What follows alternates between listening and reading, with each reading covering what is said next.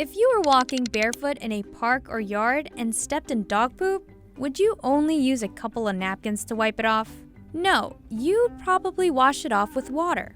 And it's for similar reasons that people worldwide use bidets to clean themselves after using the bathroom. In Western Europe, South America, the Middle East, and Asia. They're cleaner and more environmentally friendly than just plain old toilet paper. But there's one place where bidets are not so welcome, which made us wonder, why haven't they caught on in the US? The word bidet actually means pony or small horse in French, since using bidet is similar to straddling a pony. And it's in France that the first known bidet appeared in the 1700s. People would scoop the water with their hands to wash themselves off.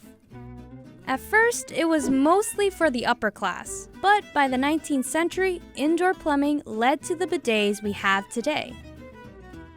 You might describe it as a really low sink next to the toilet. Its popularity spread from France to all across Europe and other parts of the world, except for America.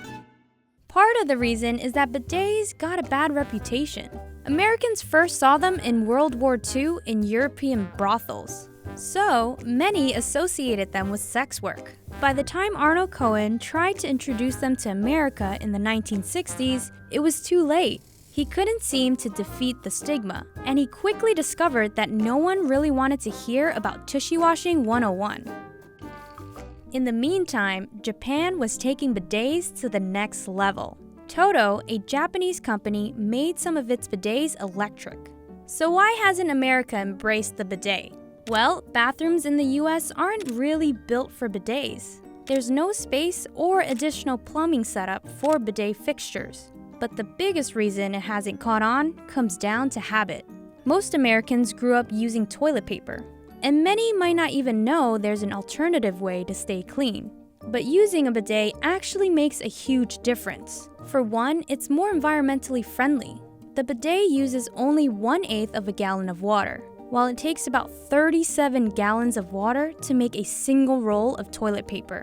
Americans spend $40 to $70 a year on average for toilet paper and use approximately 34 million rolls of toilet paper a day. Investing in a bidet seat or a bidet attachment can lower your spending on toilet paper by 75% or more. You'll also be saving some of the 384 trees that are cut down to make a single person's lifetime toilet paper supply. By now, you might be wondering about wet wipes. Don't they do pretty much the same thing? Well, no. Constantly wiping can irritate the skin and give you rashes. And it can still leave residue because you're really just smearing with paper. Not only that, but wet wipes are actually harmful to the ocean and can cause sewer damage.